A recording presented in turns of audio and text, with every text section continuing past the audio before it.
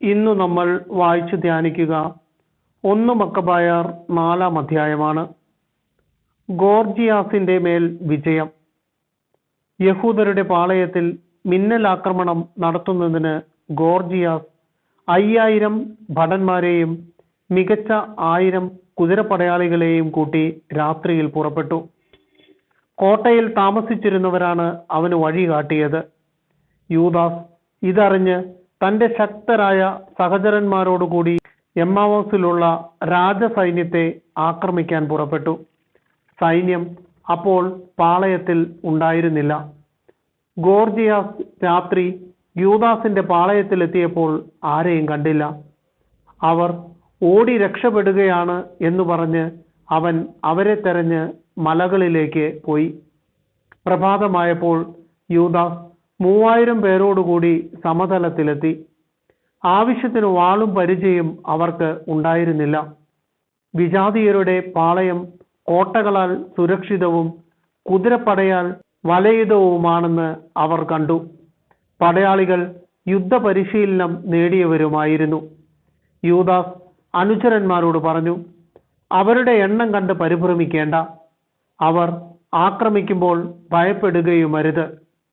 സൈന്യസമേതം അനുധാവനം ചെയ്ത ഫറവോയിൽ നിന്ന് ചെങ്കടലിൽ വെച്ച് നമ്മുടെ പിതാക്കന്മാർ രക്ഷപ്പെട്ടത് എങ്ങനെയെന്ന് ഓർക്കുവിൻ. അവിടുന്ന് നമ്മിൽ പ്രസാദിച്ച് നമ്മുടെ പിതാക്കന്മാരോട് ചെയ്ത ഉടമ്പടി ഓർമ്മിക്കുകയും നമ്മെ ആക്രമിക്കുന്ന ഈ സൈന്യത്തെ ഇന്ന് നശിപ്പിക്കുകയും ചെയ്യേണ്ടതിന് നമുക്ക് ദൈവത്തെ വിളിച്ചപേക്ഷിക്കാം. ഇസ്രായേലിനെ രക്ഷിക്കുന്ന ഒരു വിമോചകനുണ്ടെന്ന് വിജാതീയർ അപ്പോൾ അറിയും. വിദേശീയർ തല ഉയർത്തി നോക്കിയപ്പോൾ യഹൂദ സൈന്യം എതിരെ വരുന്നത് കണ്ടു. അവർ യുദ്ധസന്നദ്ധരായി പാളയത്തിൽ നിന്ന് പുറത്തു വന്നു. യൂദാസിന്റെ ആളുകൾ കാഹളമുഴക്കി. യുദ്ധം ആരംഭിച്ചു. വിജാതീയർ പരാജിതരായി സമതലത്തിലേക്ക് പലായനം ചെയ്തു. പിൻനിരയിൽ ഉണ്ടായിരുന്നവരെ വാളിനിരയാക്കിക്കൊണ്ട് യൂദാ സൈന്യം ശത്രുക്കളെ ഗസാറ, ഇദുമയ സമതലം, അസോത്തൂസ്, യംനിയ എന്നിവിടങ്ങൾ വരെ പിന്തുടർന്ന് 3000-ഓളം പേരെ വധിച്ചു. അനന്തരം യൂദാസും പടയാളികളും മടങ്ങിപ്പോന്നു. യൂദാസ് ജനത്തോട് പറഞ്ഞു, നിങ്ങൾ കൊള്ളവസ്തുക്കളെ മോഹിക്കരുത്. നമുക്ക് ഇനിയും യുദ്ധം ചെയ്യാനുണ്ട്. ഗോർജിയാസും സൈന്യവും മലകളിൽ അടുത്തു തന്നെയുണ്ട്. ഇപ്പോൾ ശത്രുക്കളെ ചെറുത്തു തോൽപ്പിക്കുവിൻ. പിന്നീട് കൊള്ള മുതൽ യഥേഷ്ടം കൈക്കലാക്കാം. യൂദാസ് ഇത് പറഞ്ഞു തീരുന്നതിന് മുൻപ് തന്നെ മലകളിൽ നിന്ന് ഒരു പടനീക്കം കാണാറായി. തങ്ങളുടെ സൈന്യത്തെ യഹൂദർ തുരത്തിയെന്നും പാളയത്തിന് തീ വെച്ചുവെന്നും അവർ മനസ്സിലാക്കി. ഉയർന്നുകൊണ്ടിരുന്ന പുക ഇതിന് തെളിവായിരുന്നു. സംഭവം മനസ്സിലാക്കിയപ്പോൾ ഭയവിഹ്വലരായ അവർ യൂദാസിന്റെ സൈന്യം സമതലത്തിൽ യുദ്ധത്തിന് തയ്യാറായി നിൽക്കുന്നത് കണ്ട് ഫിലിസ്ത്യരുടെ നാട്ടിലേക്ക് ഓടി രക്ഷപ്പെട്ടു. അനന്തരം യൂദാസും കൂട്ടരും ശത്രുപാളയം കൊള്ളയടിക്കാൻ മടങ്ങി വന്നു. ധാരാളം സ്വർണവും വെള്ളിയും നീല ധൂമവർണ്ണങ്ങളിലുള്ള വസ്ത്രങ്ങളും വിലയേറിയ മറ്റു സാധനങ്ങളും അവർക്ക് ലഭിച്ചു. മടങ്ങിപ്പോരും വഴി അവർ ദൈവത്തിന് സ്തുതികളും കീർത്തനങ്ങളും പാടി. എന്തെന്നാൽ അവിടുന്ന് നല്ലവനാണ്, അവിടുത്തെ കാരുണ്യം ശാശ്വതമാണ്. അങ്ങനെ ഇസ്രായേലിന് അന്ന് വലിയൊരു വിമോചനം കൈവന്നു.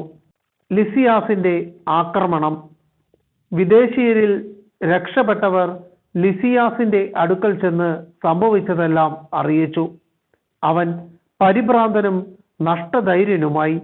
കാരണം താൻ ഉദ്ദേശിച്ചതുപോലെ ഇസ്രായേലിനെ തോൽപ്പിക്കുന്നതിനോ രാജാവ് തന്നോട് കൽപ്പിച്ച പ്രകാരം കാര്യങ്ങൾ നടത്തുന്നതിനോ അവന് സാധിച്ചില്ല. എന്നാൽ അടുത്ത വർഷം യഹൂദരെ കീഴ്പ്പെടുത്താൻ 60,000 ധീരയോദ്ധാക്കളെയും 5000 കുതിരപ്പടയാളികളെയും അവൻ സജ്ജമാക്കി. അവർ ഇദുമേയായിലെ ബത്സൂറിൽ എത്തി പാളയമടിച്ചു. യൂദാസ് 10,000 പേരോടുകൂടി അവരെ നേരിട്ടു. ശത്രു സൈന്യം ശക്തമാണെന്ന് കണ്ട് അവൻ പ്രാർത്ഥിച്ചു, ഇസ്രായേലിന്റെ രക്ഷക, അങ്ങ് വാഴ്ത്തപ്പെട്ടവനാകുന്നു. അങ്ങയുടെ ദാസനായ ദാവീദിന്റെ കരത്താൽ ശക്തനായ പോരാളിയുടെ ആക്രമണം തകർക്കുകയും സാവൂളിന്റെ പുത്രനായ ജോനാഥന്റെയും അവന്റെ ആയുധവാഹകന്റെയും കരങ്ങളിൽ അങ്ങ് ഫിലിസ്ത്യരുടെ പാളയം ഏൽപ്പിച്ചു കൊടുക്കുകയും ചെയ്തുവല്ലോ. അതുപോലെ അങ്ങയുടെ ജനമായ ഇസ്രായേലിന്റെ കൈകളിൽ ഈ സൈന്യത്തെ ഏൽപ്പിച്ചു തരണമേ. അവർ തങ്ങളുടെ പട്ടാളത്തെയും കുതിരപ്പടയെയും കുറിച്ച് ലജ്ജിതരാകട്ടെ. വീരത്വം കൊണ്ട് അവരെ നിറയ്ക്കണമേ. അവരുടെ ആത്മധൈര്യത്തെ കെടുത്തിക്കളയണമേ. തങ്ങളുടെ നാശത്തെ ഓർത്ത് അവർ വിറകൊള്ളട്ടെ. അങ്ങയെ സ്നേഹിക്കുന്നവരുടെ വാളിന് അവരെ ഇരയാക്കണമേ. അങ്ങയുടെ നാമം അറിയുന്നവർ അങ്ങയെ പാടിപ്പുകഴ്ത്തട്ടെ. തുടർന്ന് ഇരുവിഭാഗങ്ങളും ഏറ്റുമുട്ടി. ലിസിയാസിന്റെ സൈന്യത്തിൽ 5000 പേർ കൊല്ലപ്പെട്ടു. തന്റെ പട്ടാളത്തിന്റെ പതനവും ധീരമായി ജീവിക്കുകയോ മരിക്കുകയോ ചെയ്യാനുള്ള യഹൂദ സൈന്യത്തിന്റെ സന്നദ്ധതയും കണ്ട് ലിസിയാസ് മുൻപത്തേക്കാൾ വലിയൊരു സൈന്യത്തോടുകൂടി യൂദയ ആക്രമിക്കാൻ തീരുമാനിച്ചു. അവർ അന്ത്യോക്യയിൽ ചെന്ന് ഒരു കൂലിപ്പട്ടാളത്തെ ശേഖരിച്ചു. ദേവാലയ ശുദ്ധീകരണം.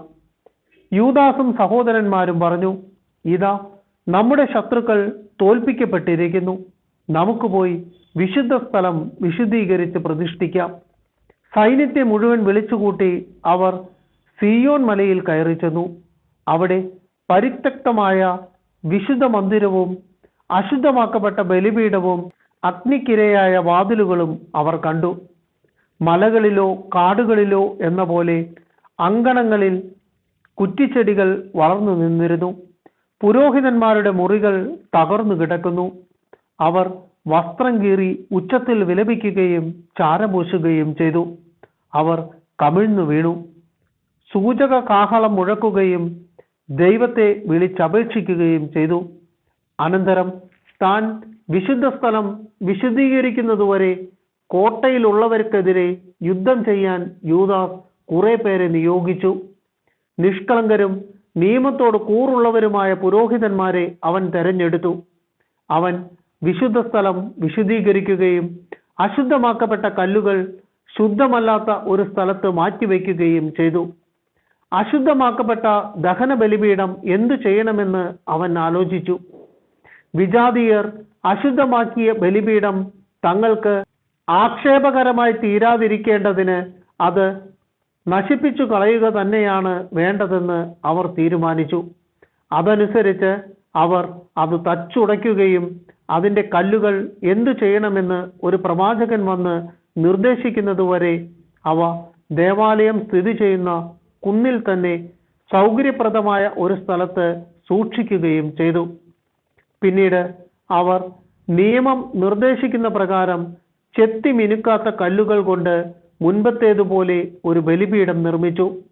വിശുദ്ധ സ്ഥലവും ദേവാലയ അന്തർഭാഗവും വീണ്ടും നിർമ്മിക്കുകയും അങ്കണങ്ങൾ വിശുദ്ധീകരിക്കുകയും ചെയ്തു. അവർ വിശുദ്ധ പാത്രങ്ങൾ പുതുതായി ഉണ്ടാക്കി. വിളക്കുകാലും ധൂപപീഠവും മേശയും ദേവാലയത്തിലേക്ക് കൊണ്ടുവന്നു. അവർ പീഠത്തിൽ ധൂപമർപ്പിക്കുകയും വിളക്കുകാലിലെ ദീപങ്ങൾ തെളിക്കുകയും ചെയ്തു. ദേവാലയത്തിനുള്ളിൽ പ്രകാശം പരന്നു. അവർ അപ്പം മേശമേൽ വെച്ചു, തിരശ്ശീല ഇടുകയും ചെയ്തു. അങ്ങനെ തുടങ്ങിയ പ്രവൃത്തികളെല്ലാം അവർ പൂർത്തിയാക്കി. 148 വർഷം 9 മാസമായ കിസ്ലേവിന്റെ 25 ദിവസം അവർ അതിരാവിലെ ഉണർന്ന് പുതുതായി പണിത ദഹന ബലിപീഠത്തിന്മേൽ വിധിപ്രകാരം ബലിയർപ്പിച്ചു. വിജാതീയർ ബലിപീഠം അശുദ്ധമാക്കിയതിന്റെ വാർഷിക ദിവസത്തിൽ തന്നെ ഗാനാലാപത്തോടും വീണ, കിന്നരം, കൈത്താളം എന്നിവയുടെ അകമ്പടിയോടും കൂടി അവർ അതിൻ്റെ പുനർപ്രതിഷ്ഠ നടത്തി. തങ്ങൾക്ക് വിജയം നേടിത്തന്ന ദൈവത്തെ ജനങ്ങളെല്ലാവരും സാഷ്ടാംഗം വീണ് ആരാധിക്കുകയും സ്തുതിക്കുകയും ചെയ്തു. 8 ദിവസത്തേക്ക് അവർ ബലിപീഠത്തിന്റെ പ്രതിഷ്ഠ ആഘോഷിച്ചു. ആഹ്ലാദപൂർവം ദഹന ബലികൾ അർപ്പിച്ചു. മോചനത്തിന്റെയും സ്തുതിയുടേതുമായ ഒരു ബലിയും അവർ അർപ്പിച്ചു. ദേവാലയത്തിന്റെ മുൻവശം സ്വർണ്ണ മകുടങ്ങളും പരിചകളും കൊണ്ട് അലങ്കരിച്ചു. വാതിലുകൾ പുനരുദ്ധരിക്കുകയും പുരോഹിതന്മാരുടെ മുറികൾ നന്നാക്കി അവയ്ക്ക് കതകുകൾ പിടിപ്പിക്കുകയും ചെയ്തു. ജനങ്ങളിൽ ആഹ്ലാദം തിരതല്ലി. വിജാതീയരുടെ പരിഹാസത്തിന് അറുതി വന്നു. ആണ്ടുതോറും കിസ്ലേവ് മാസത്തിന്റെ 25-ാം ദിവസം മുതൽ 8 ദിവസത്തേക്ക് ആനന്ദത്തോടും ആഹ്ലാദത്തോടും കൂടെ ബലിപീഠ പ്രതിഷ്ഠയുടെ ഓർമ്മ ആചരിക്കണമെന്ന് യൂദാസും സഹോദരന്മാരും ഇസ്രായേൽ സമൂഹവും കൂടി തീരുമാനിച്ചു. വിജാതിയർ വീണ്ടും വന്ന് തകർത്തു കളയാതിരിക്കത്തക്ക വിധം സിയോൻ മലയുടെ ചുറ്റും ഉയർന്ന മതിലുകളും ബലമേറിയ ഗോപുരങ്ങളും പണിത് അവർ അതിനെ സുരക്ഷിതമാക്കി. അവൻ ഒരു കാവൽ സൈന്യത്തെ നിയോഗിച്ചു. ഇദ്മേയായുടെ ആക്രമണത്തിൽ നിന്ന് രക്ഷ നേടാൻ ജനങ്ങൾക്ക് ഒരു ശക്തിദുർഗമായി ബേത്സൂറിനെ കോട്ടകളാൽ ബലപ്പെടുത്തുകയും ചെയ്തു.